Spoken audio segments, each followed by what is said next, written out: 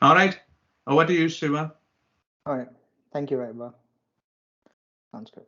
So, quick introduction about me. Myself, Shivakumar Anantoju. I've been working as an associate principal consultant at PK Global. I've been PK with a little over of 9 years and a total years of experience of close to 14.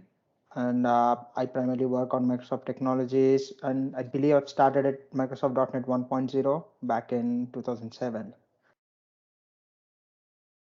So, so topic for today is Azure Cognitive Search. And this is a little agenda, like it's a simple agenda. We are going to talk about cognitive services as a quick introduction, and then we'll go into what is cognitive search, and we'll have a couple of demos, and what are the part of search service components, like indexing, how the indexing works, and what are the different stages of index search, and what is a semantic search. Before going into detail, I would like to ask the audience or participants here, like, are you guys aware of what are Azure Cognitive Services and what are the capabilities, or what does an Azure Cognitive Service means? If anyone can share their hands, I just want to take the count so that from there it will set the presentation tone for me.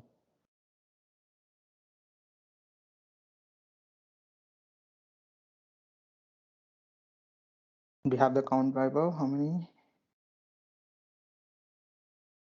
Looks like two. Great.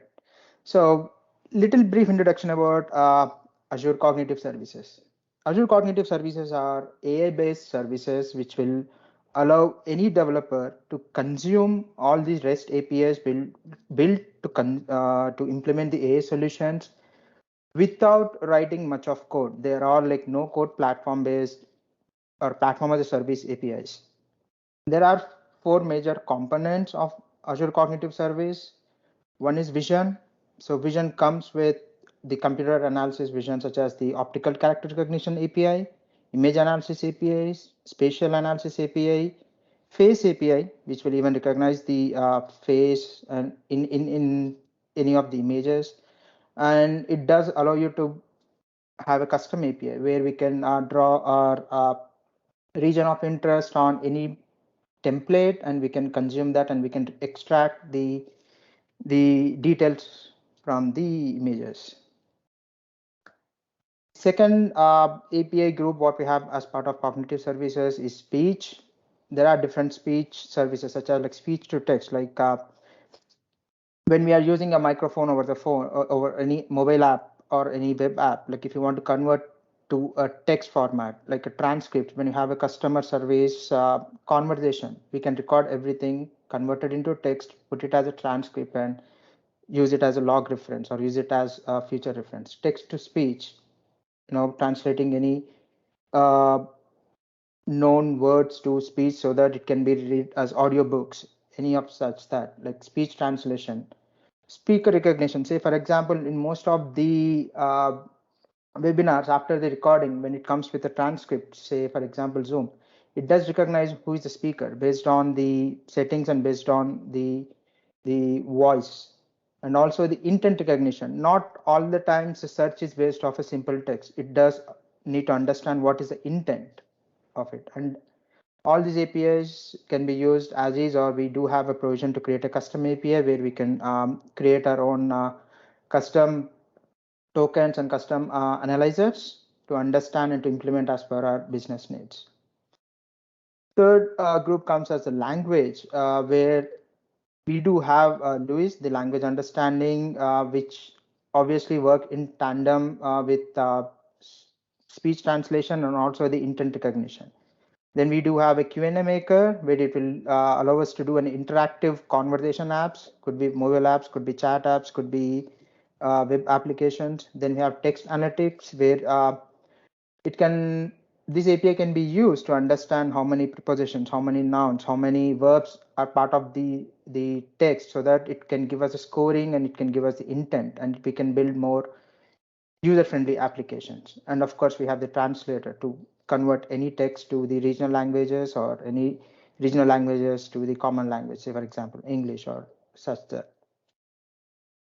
Then we have the other API group called decision making, where we have anomaly detector can be used as a comparison between two different blob objects. Could be used on the images, could be used on anything as such. Then we have the content moderator, where we can use for analyzing, reading a content, and publishing as per the needs, and also making some decisions based on so and so content, what are the next process steps would be.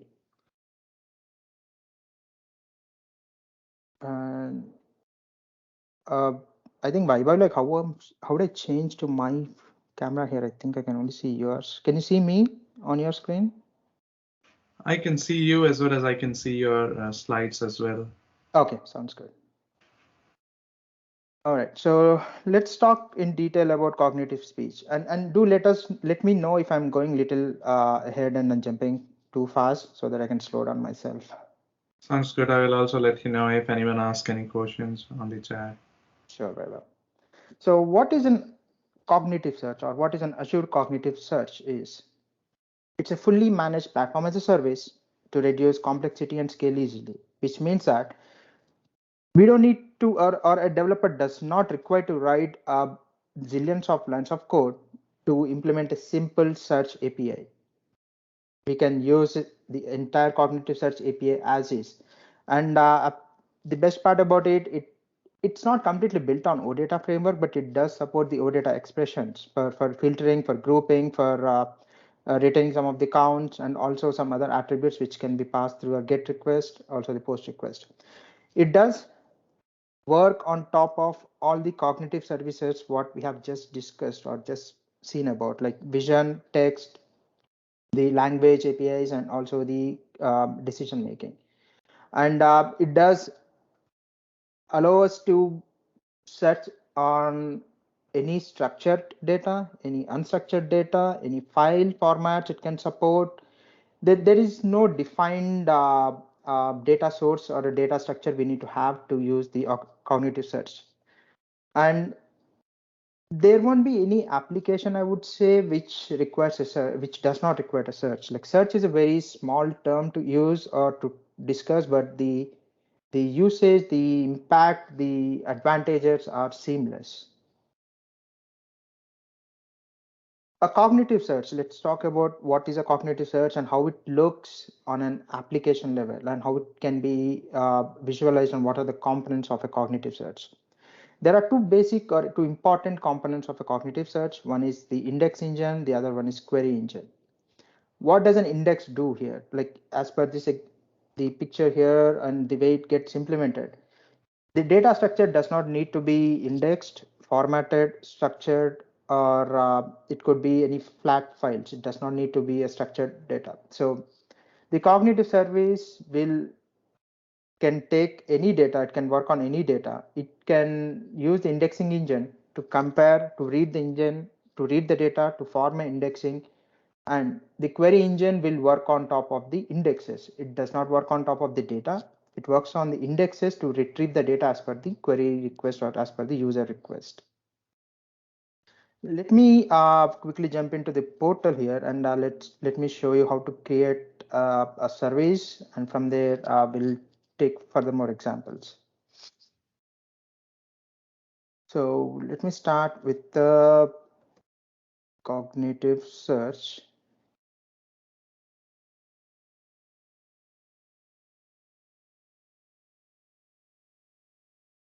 And I'll be using the default sample database what Azure have available here for us. So I'm using the existing group, and this is my temporary account to use the credits on this. So I have this, let's say, I mean, they have this hotel service.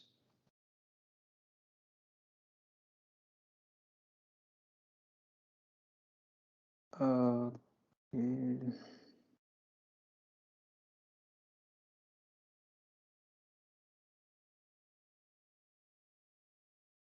And this is the service I'm creating.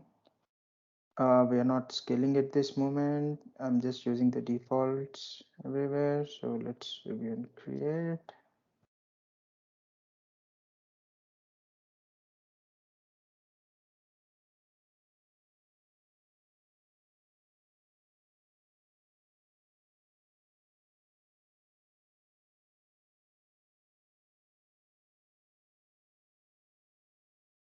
All right, perfect. So now let's import a data to this service and let's bind the data to this. So I'm going to use the sample database. So let's take this hotel sample, what Azure has to offer, then we can go through each and every component of these cognitive skills and also the fields here. So the cognitive search need to have a cognitive services to be created. I already have one. There is I can create one more for us.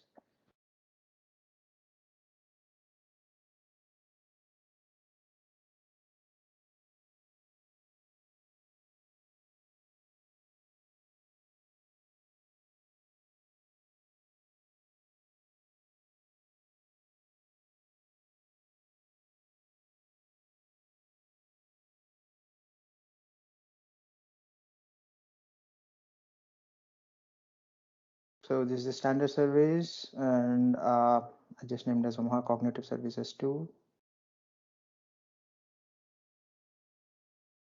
And I'm just creating it. And of course, like we have this little disclaimer, if you're using a Face API, it is not supposed to use or for any police department in the United States. Just saying it.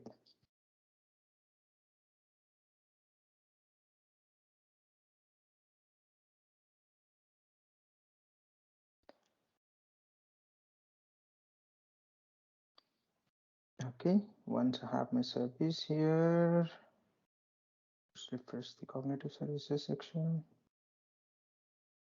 Okay. Cognitive search, once we have the data imported and once we have selected the data source, while adding the cognitive services, like what kind of enrichment, the enrichments or the AI components will be auto-detected by the data or by the type of the data source what we have configured or what we are going to use. So at this moment, I have connected to a Cosmos DB. So that is the reason the cognitive skills, what it is asking me to select around is all related to the text extractions. So at this moment, we are not using any OCR skills, but for the next examples, we'll be using OCR skills. So the search API will work on all these cognitive skills of extracting the people's name, organizations, locations, any of these based on the data source what we have going to offer it. Now, what is enable incremental enrichment? So it's a data source. The data source will keep updating on, or it will get updated on day-to-day basis, right? Or it can be updated on every second or every minute. So this would allow us to cache the indexes so that we don't need to cache the entire data. We don't need to index the entire data source every time when we have new records being added. And we can also save it to the storage area so that we can take and read it from there. For this demo, let's just go with the basic setup.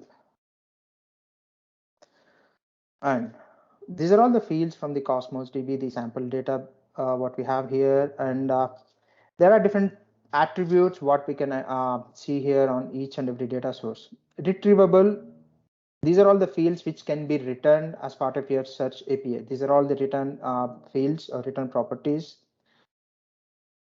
Filterable, or basically these are all the properties of the object which can be used for a filtered output and can be part of the search index. Sortable, these are the fields which will allow us to sort on the result data set and can be used on the using the OData expressions. Facetable, facetable is the property setup which can be used as part of the filtration on the UI. And also it will return all the keywords as part of the properties what we are seeing here. Say for example, if we are looking at any shopping website or any apparel website. So if you are looking for a t-shirt, immediately you'll see some additional filters saying that what is the size, what are the colors you are looking for, what are the patterns or what are the styles we are looking for. Those are all called facetables. I'll explain it with another demo here in short, very quickly. And it does uses the analyzers. There are different analyzers at this moment what Microsoft has to offer. One is Lucene, one is Microsoft for language analyzers. So we can use either Microsoft or Lucene. And if the content is in another language, say for example on this demo, we have the content in German, French, Italian, and other languages. At this moment, it's been auto-detected because the indexing, the data source, whatever we bind to the service, it will analyze immediately and it will return with the most suited or suitable analyzer, and we can change it anytime. And we have the other field called suggester here. Suggesters are the fields which will, once we mark, it will allow us to do a autocomplete fields when we do for a demo apps or not demo apps or any applications. So these are all the fields which will allow us to do an autocomplete text when we are building an app. Let me create an indexer here. And we can run an indexer on schedule. At this moment, this is the sample data, so we cannot schedule it. But when we have our own data sets, we can always schedule it.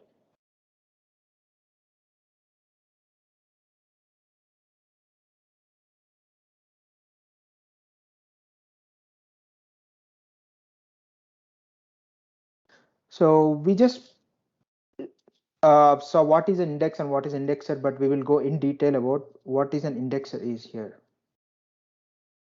So right now the indexer is searching on all the data.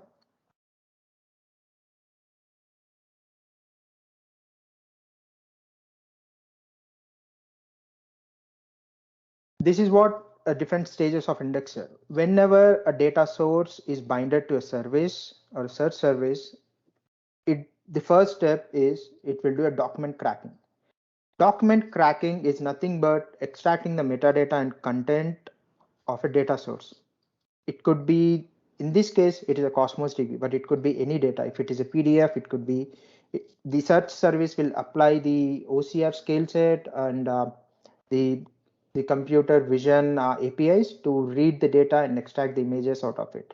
So document cracking is, in general, extracting the data from the any data source what is being assigned to the search service. The next set is your field mappings. Field mappings are the, so once the data source is extracted, once the data source is cracked, the service can understand or it will read what are the different fields we have from the data source, and we can start framing or we can start mapping to the requirements as just like what are the fields we have and what are the different attributes we can work on it. Everything is auto populated based on the data source here. So nothing is configured at the manual stage at this moment. Everything is auto populated from the data source. The other one is skill set. The next stage is skill set. As we have selected the text extraction skill set as part of creating a service here, so all the persons, organizations, or what are the different skill set we have configured, everything will be extracted out of the data source and it will be stored in the indexing. And now we have the output fields. Output fields are basically what are the retrievable fields here based on selection, and it will frame a complete indexing cached engine. And everything will be pushed into the index here. So this is the workflow. We have the data source, we did the document cracking, or the search service will do the document cracking.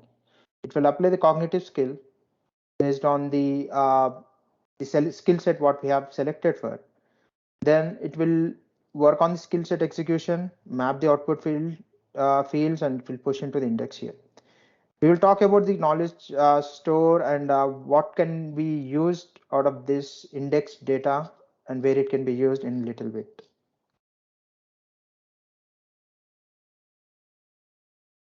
So we can just check whether the indexing is completed.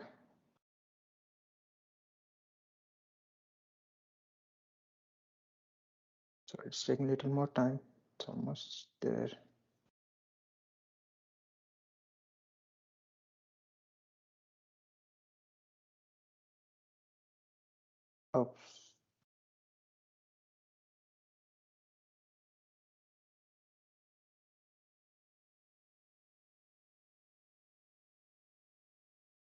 Okay. I'll just create another one. The real estate, I think I've selected the real estate example, which has more data. Let me create quickly new service.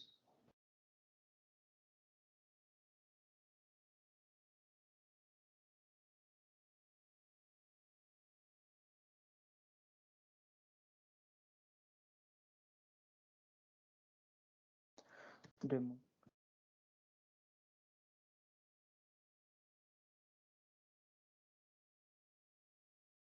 I'm just selecting the same region as of my cognitive skill.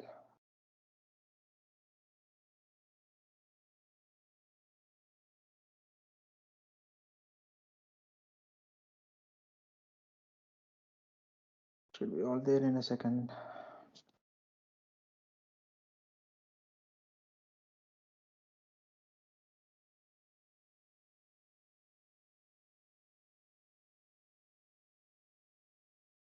All right, let's import the sample data, what we have here.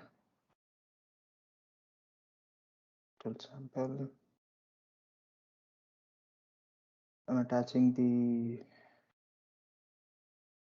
cognitive skill sets here again, all the text extraction.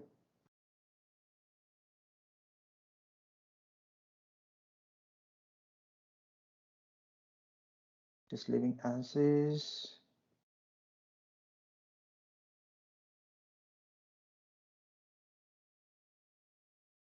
So the index and indexer are the core components of any search service or the cognitive search service here. So they are the backbone and they do a lot of the loading and they take a lot of the load on this. It should be done in a second. Right, it has smaller data, so it's easy. So Total does have an option called Search Explorer here, and where we can just search with, this is the star, which is a wild character search. Now let's look at the sample data, or let's look at the response here. So as I said, it built on the OData concept, and it does support the OData strings here. The first result came as search score 1. This search score 1 is 1 means that it was not properly analyzed and there were no effective search related terms used. So 1 is always a 0 search score, or 1 is always a flat search criteria has been applied. So because we don't have any possible search terms here, like it didn't had any indexing, it didn't had any suitable data, it just picked up all the data from the data source. So let's say if you are searching on a city, look at your search score. Search score is 1.877. So anything above any, I would say this way, higher the search score, which means that it is the most relevant result set of the search query. It should be always a higher score, and that is what we need to achieve as part of our search API to get the user-friendly experience or the most interactive experience to the user. So at this moment, at this case, right, so we have the example of city. So how do you increase your search score?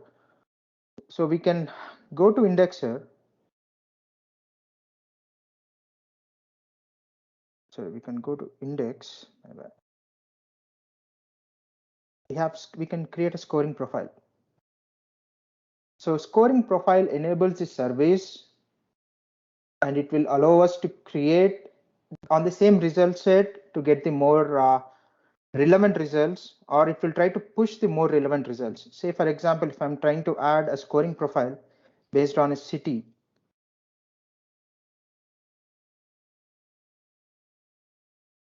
so the way we have to create a scoring profile is like we need to add a weight. So let's say that I want to get the results on a city base.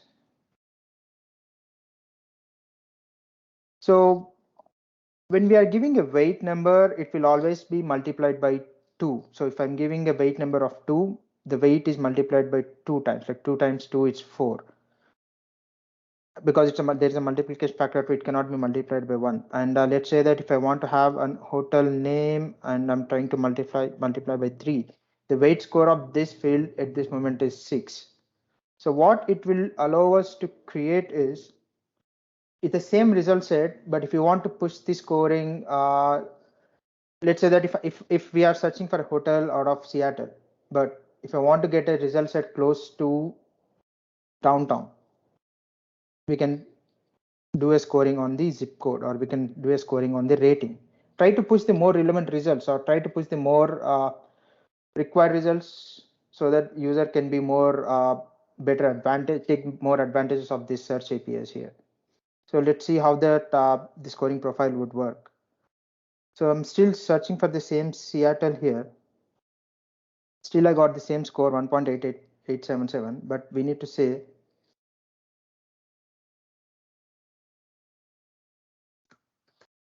we need to mention this. These are all sorry, scoring profile.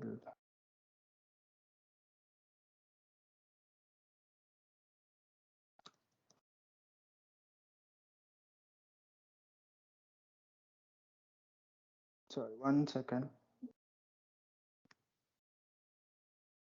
Let me check this again real quick. Yeah, let me go back to this next example and come back to this again. Sorry about that. Right.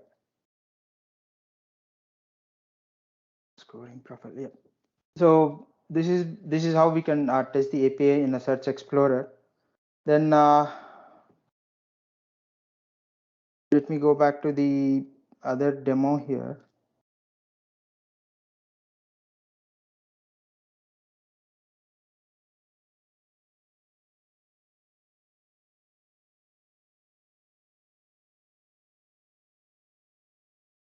Let me go back to other demo where we have just created the real estate data.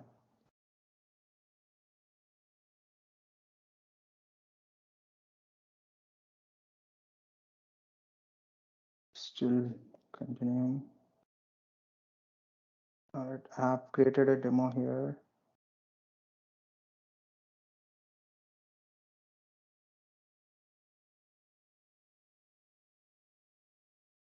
So I would like to explain what are the facets, what are the retrievable fields, and what are the searchable fields. So based on that, I can explain this more better. So we just created a data source with real estate sample data, what we have as part of the sample data from the Azure. The same set of fields, there is no difference in the fields. We didn't change anything on this as such.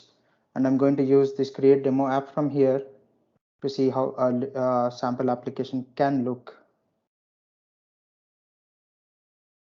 So we need to just configure the basic settings on this template so that we are creating a web page, a static web page, and see how does it will look on this application.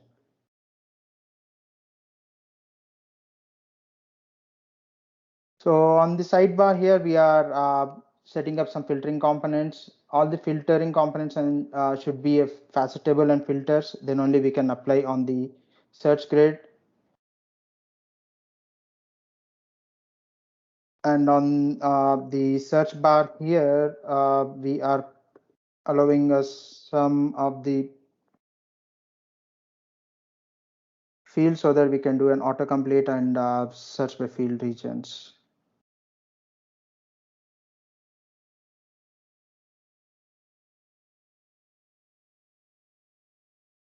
So it just gave us a sample HTML file.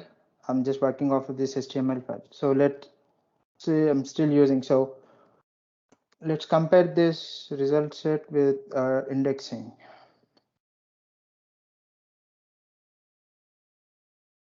So we have the suggester. Any field which is selected as a suggester will allow us to use an autocomplete feature.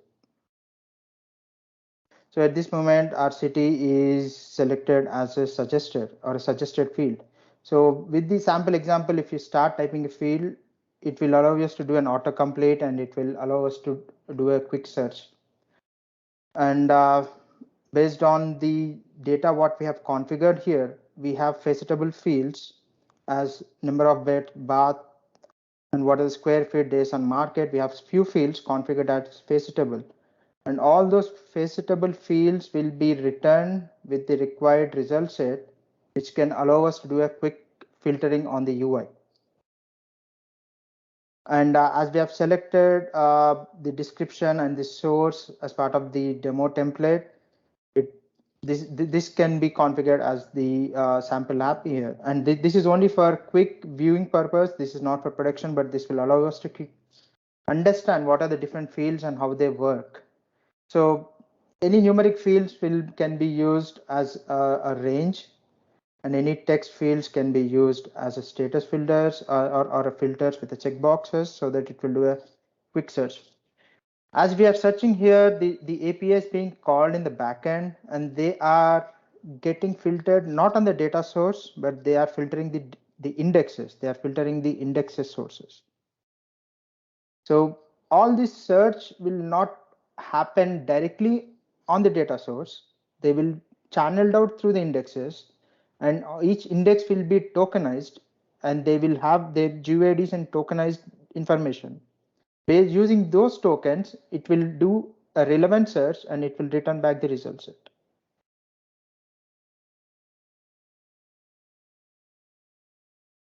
And this is again a sample data what we have. It's a structured data.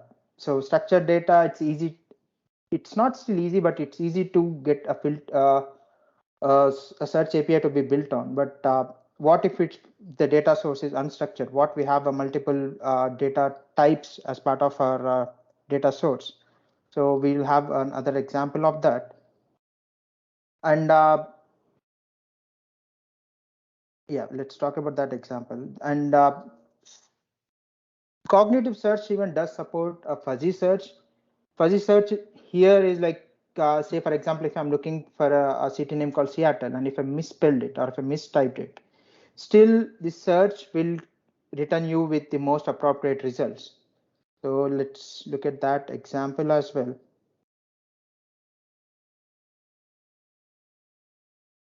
I'm still using the search explorer here. So let's say that I have misspelled a city called Seattle. At this moment, it does not return any data because it's an OData attribute. There are certain OData attributes we need to pass on the search engine so that it can search on the entire data source through the indexing. So we need to mention what is a query type. We are querying on the entire data set, and this is the fuzzy expression here. At this moment, I have not selected I've not given an actual spelling of Seattle, but it did return to me a Seattle city results. And as I mentioned, it does support OData attributes. There is another attribute called highlights, which would allow us to know or to display to the end user where the actual search content could be found as part of the data source. So at this moment, we have the description. And let's say I'm searching for a downtown hotel. So if you look at the description, this is the search term. It actually looked into the document and it returned with the result set. And the search criteria, the search term what I have is misspelled downtown. But because of the fuzzy search, because of the search engine, it will look for the most relevant information rather than the most exact information.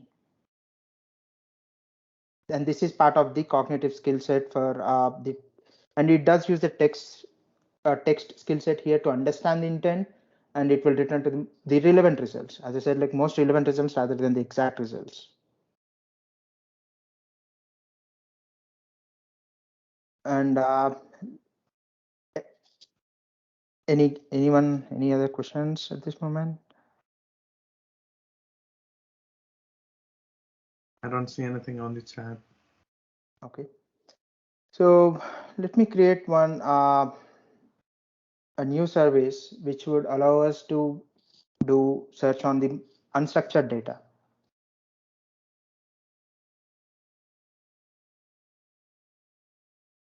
So right now I'm going to do unstructured data as the different file formats.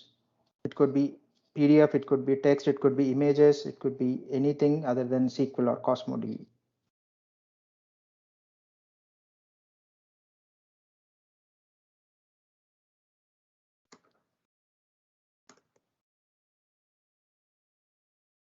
So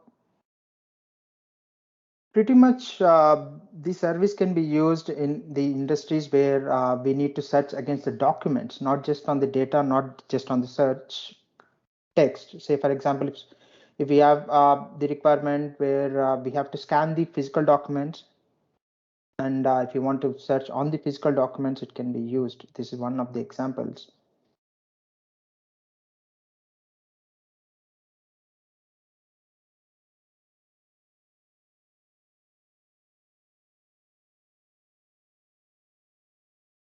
I should be done here real quick.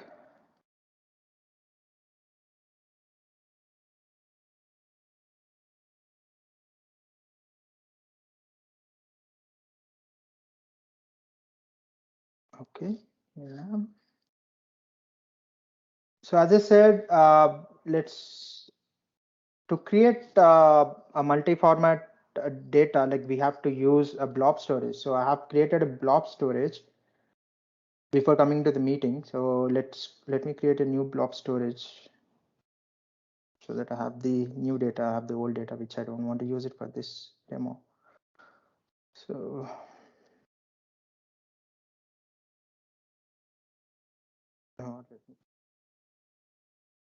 sorry.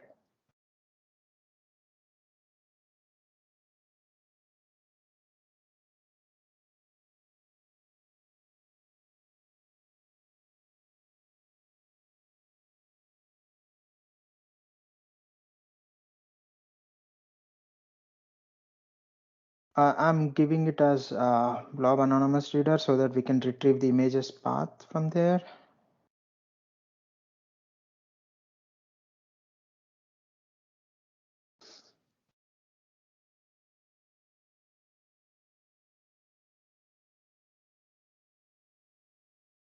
Okay, I have few examples here. So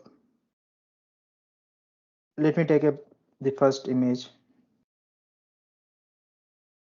I just got a simple image here, which is our Omaha Azure group. So let me create a search service. Let me complete the search service using that data. Point to the proper blob storage.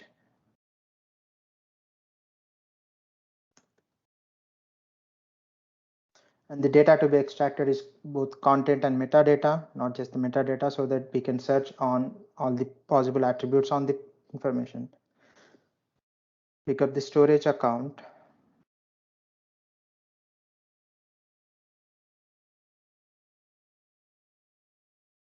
And let's add some cognitive skill set. As you can see, it is detecting the index schema. The search service is detecting the index schema, and it will return us with the list of most possible enrichments. In a previous example, it didn't show us allowing to create an enable OCR field. Right now, the data set is an image or a blob storage. So the search service would apply, and it will read the data using the document cracking step. It will take the components of the data source. Then it would present us the most relevant skill set from using the AI skills. So let's say we are enabling the OCR skill set and also all the text skill sets and some of the image skill sets where we can read the tags, captions, and the identify celebrities does uses the face API, which we'll have another example in short time.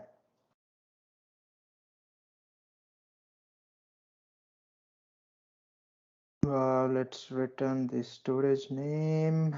All the metadata fields, what we see as part of the fields here, have been extracted from the data source. So any file format, any files, when a skill set is applied, the metadata content will be read and it will be stored according to these fields. So content type, storage size, the last modified, and the name and the path. And if we can see here, for the index, the metadata storage path or the storage path of the file will be used as an index key. And we'll have the extension in the storage type. Yep. And let's finish up creating the indexer. And right now, as we are using our custom data source, it does allow us to schedule the job, but let's just do it once a time.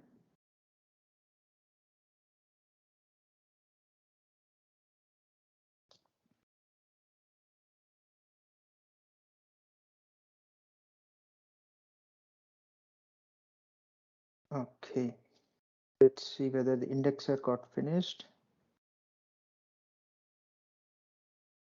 It should be done.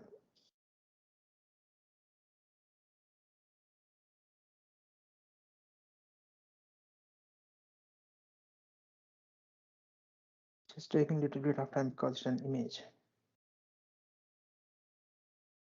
Let's see what are the different information the AI skill could extract out of the little image what we have just uploaded here. So let's use the search explorer. I'm not searching with anything, I'm just doing the wild search.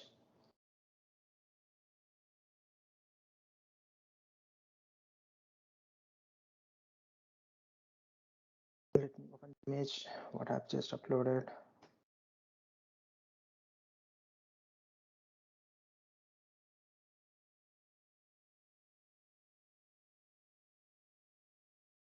Here is the image which I've uploaded to the search service, and this is the information what it could extract. The key phases.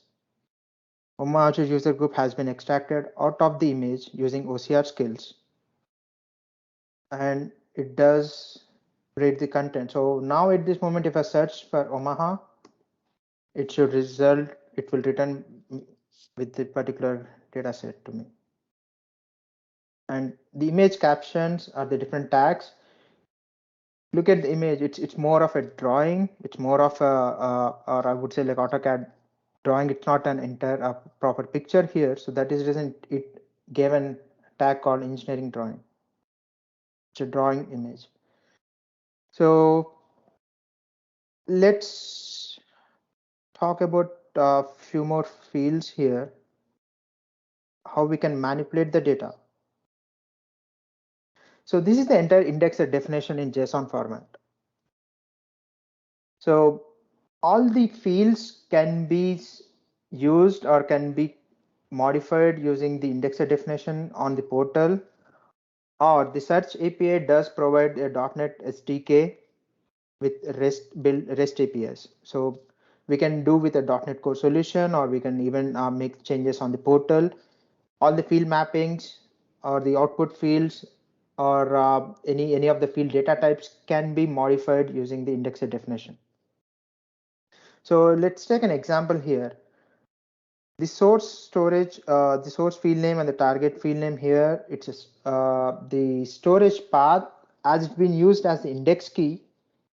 It is encoded to a base64 format. So we cannot retrieve the physical path of this image. Say for example, on our using our search explorer here,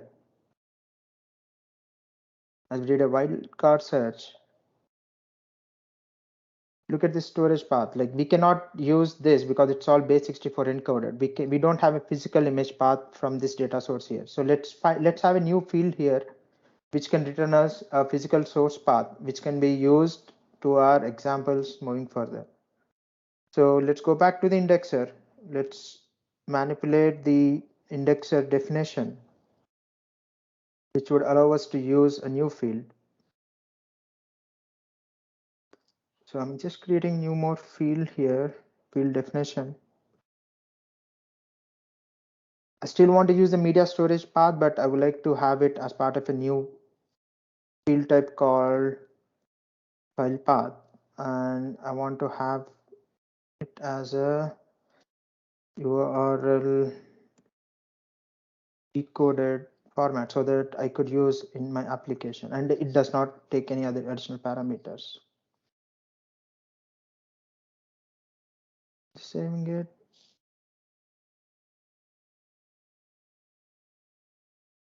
So let's talk about the field mapping. So once we have the field, indexer and indexing are the two components. They have to work together. They have to work with each other. So when all the fields defined in index should be available and should be accessible in indexers.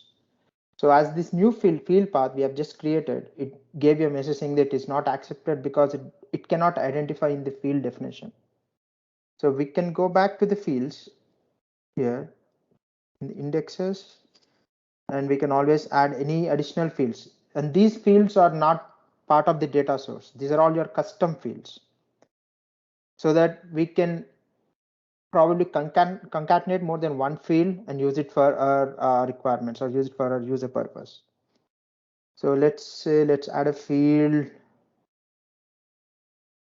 in here, and let's make it as file type, and let's make it as retrievable, and let's save it. Let's go back to the indexers. So anytime when we add a new field or any new data is being pushed to the storage, we need to rerun the indexer so that it will store the tokens and it will rerun all the skill sets on it to extract the information out of it.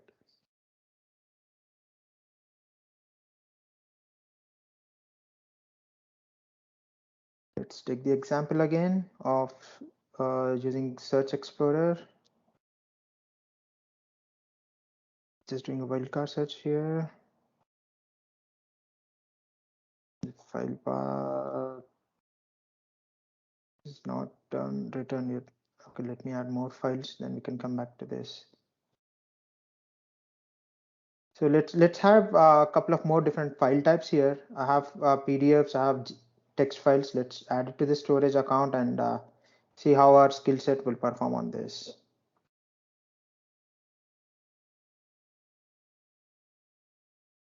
The containers, this media set, go upload.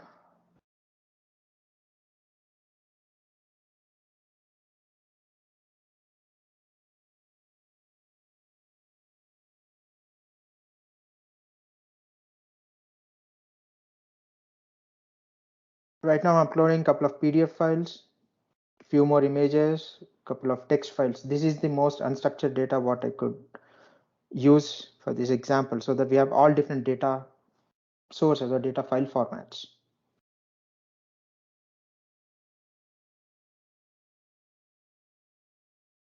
Now the data source been updated, but not the index. So we need to go back to the index.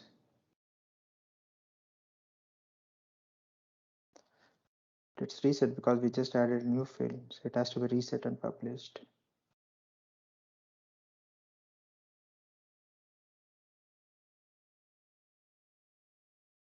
Let's refresh. It should show up the process real quick.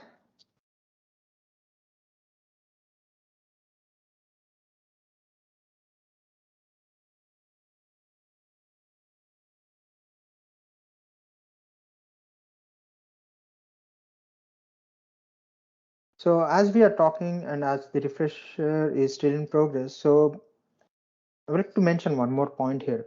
So this all works good for a simple set of information, but if you have a large enterprise database or if you have a large blob storage, so every time running an index, every time running an indexer is not a feasible solution. Over the period of time, your data source will grow, and we need to search on the entire data source. So in that cases, caching the intermediate indexes would always help. So if we enable the incremental enrichment, so every time when a new document will be added, it will be written to the cache rather than we are rerunning the enter indexer on the data source. So that way it's more that way I would say the indexer has to work on the smaller components of the data rather than the entire data source every time when we have a new document being added or new data set has been added to the data source.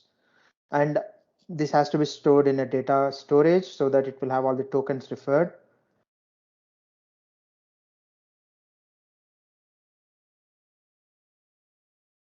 Just add once. Let's check this execution whether it's completed. Okay. Let's go back to the search indexes here. And let's do with a little search. Let me search with the same example of Omaha. Let's see if we can get file format. Okay. Now it did give us the file format with the file path and with all the attributes. I do have a small example where .NET API where I have modified some of the sample examples to read the data files and data sources so that we can understand on what content the data is being searched for. So let me change the search URL here.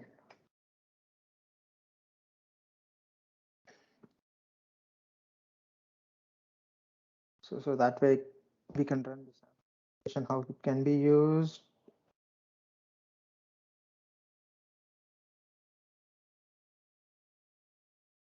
Change this index.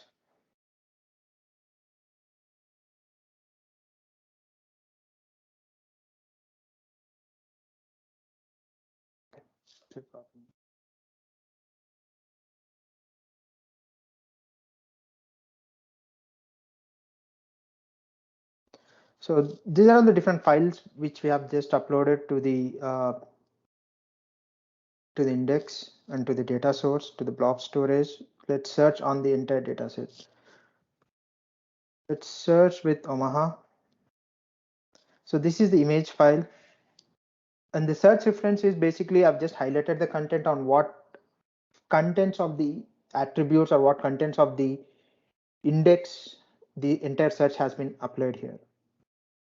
So it just took the entire image, the OCR skill been applied on the image on the data source, and it extracted the content, and our search result has been applied on the extracted content. At this moment, it's Omaha Azure user group. As the Face API is also enabled as part of the cognitive services, it does recognize the celebrities. Say, for example, I have a picture of Satya Nadella. It should come back with a facial recognition of celebrities. The same way, I do have an example of Jeff Bezos image. So it returned an image celebrity, and this is from the facial recognition API, and it does understand or it does return with the celebrity names. And all this information is available on the return result sets, what we have. Let's say if I'm looking for Jeff here, this is the entire content of multiple files because I have more than one file. So let's look at the example with image.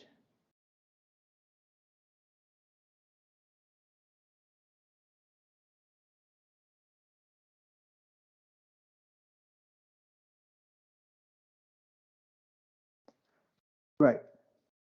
So image celebrities, Jeff Bezos is being identified using the image, and it gave us image caption as well, like Jeff Bezos wearing a suit and a tie. It's been extracted out of the facial API and also the OCR skills. So if you're looking for a suit or if you're looking for a tie, it will does even return with the same image. Say for example,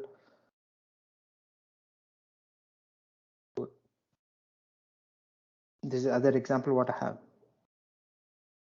So the search happens not only on the image, but as it applies the AI skills, it extracts the tags, it extracts the captions, it extracts the contents of the image files on this example. And here, like look at the examples, like the amount of information the AI service has extracted out of the image. It says that there was a microphone. It was spotted. It identified a human. It identified a man with a suit, and it identified speech, spokesperson. Anything of these tags would give us a result set. This could be more useful when you're looking for images. Let's say, for example, if you're searching on a Google Images, you just need something on, let's say that Amazon. It will give you tons of Amazon images. Or if you search for Microsoft, it will give you tons of Microsoft images. It not only search on images, I have this example of PDF files. So where it does search for a PDF file. Let's say that we have a word called annual. So it, as a document cracking process, it extracted the PDF content, it converted to the images, and it applied the service applied the OCR skill set, extracted the content, and it started searching on the content.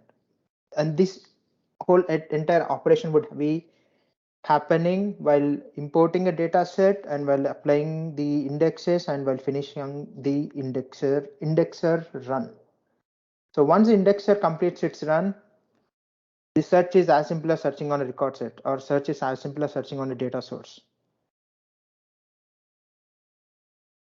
So these are all the highlights which I just manipulated on this example so that we know what content has been searched for. And the search highlights will be written on a logical sentences, not on the entire file, so that we know what part of the file has been looked for finding the most relevant result set.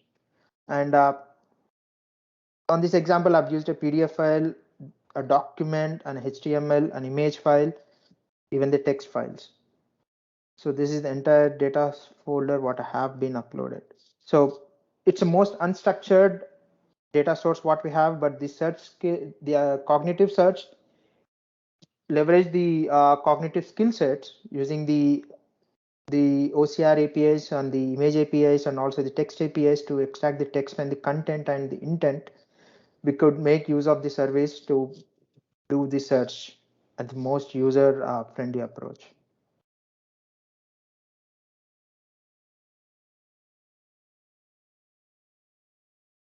So these are all the different document types the search API does support at this moment.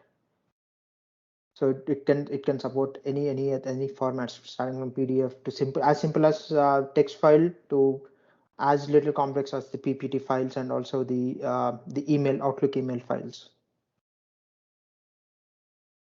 These are the list of competitors in current market for which have a more similar approaches for reading the content, but Azure Cognitive Search is the only AI-enabled search in this market, or the solution what we have today, which utilizes all the Azure cognitive services, not just the image skill set or the OCR skill set, but also the speech, also the language. It can even convert and translate the text. If the text is out of any other foreign language, we can use the analyzers. We can use the Lucene analyzer or the Microsoft default analyzer to convert the text into the more readable English format, or even it can search on the foreign languages as well.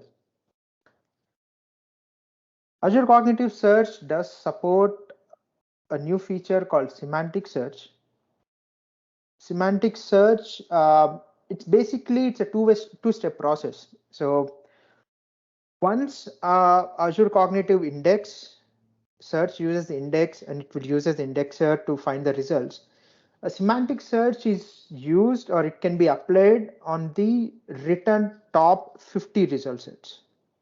So semantic search does not apply or does not work on the entire data source. It will work on top of the default return result sets, and it does understand with the intent, so that out of those top 50, semantic search will do the re-ranking and it will apply the intent search, and it will return the most relevant results. I won't say the perfect match results. It should be the most relevant results. But at this moment, semantic search is still at the public preview. I don't have a demo immediately available, and we need to. It is available on the request, but as we have just created a service, we need to apply for. We need to request for a public preview provision to get the leverages of the semantic search. It's still new, but theoretically it will be a better approach for all the search solutions. What we as a developers or we as an end users can envision on the AI skill set. I think that ends the little demo on the cognitive search. Any questions? I'll be happy to answer. I don't see anything on the chat, but if anyone has any question, you can feel free to unmute yourself and ask directly.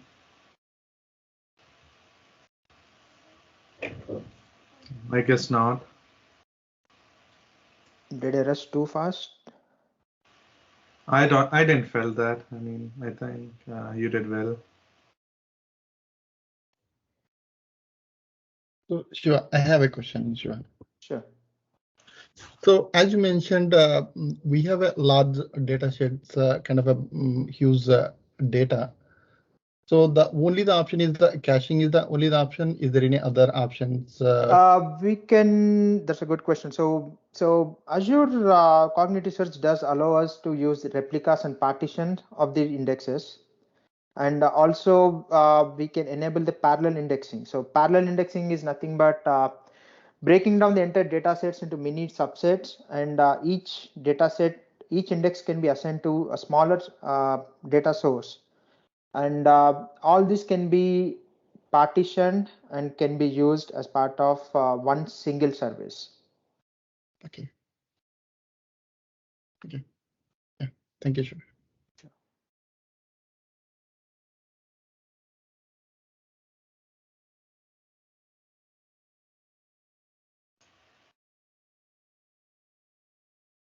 Awesome. Are you done, Shiva, with your slide? If I don't have any questions, I can would like to show the debug session here. How exactly the skill sets or what is the workflow of a search service? So let me turn on a debug session here. Like this is. Let me create a new debug session and let me create a storage account.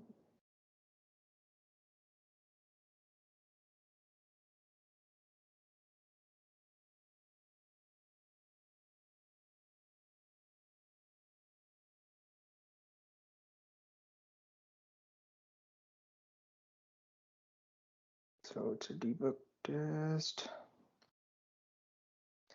So on the image search, let's just apply it on the first document, and let's see how does Azure Workflow will have it as part of this search.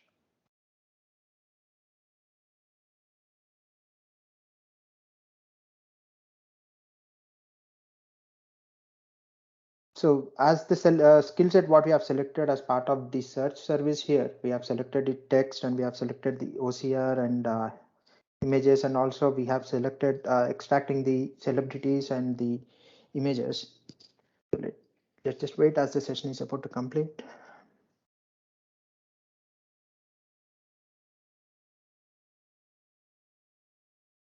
So this is the behind workflow process. Anytime the indexer or anytime an image has been uploaded, how does the indexer would work and read the data out of it? So as a document is being pushed through the index, the indexer will look for the field mappings, and the indexer will start applying the OCR skill set and also the image skill sets here. And these are the part of the vision APIs as we have discussed on the cognitive services, and it will extract the data, and the data will be merged to the text APIs and also the translation and the language detection and translation. So this is the workflow behind the process, how the search service is using the API skills of cognitive services to extract the metadata and content out of any data source. In this case, we on the image file, to return with the output field mappings. The output field mappings or output fields are the retrievable fields in this case. And the input fields are to understand like what are the fields which we need out of the document. And search service, as I mentioned, it does allow does provide a .NET SDK, which will allow us to create our custom analyzers and custom skill set as well. I'll have an example of custom skill set and custom analyzer some other day. It's going to take a lot of time. With that, I'm done, Vaibhav. Awesome. Thanks, Shiva. Anyone has any questions or comments? Please feel free to unmute yourself. If not, I really liked the session, Shiva. I think it was very informative. I have never used cognitive search a lot in the past, so this was really helpful and good demo. Sure. Thanks, Vaibhav. All right. On behalf of the user group, I would like to thank you, Shiva, once again for taking your time to present today in the group. And thank you, Ben, for sponsoring the user group meeting today.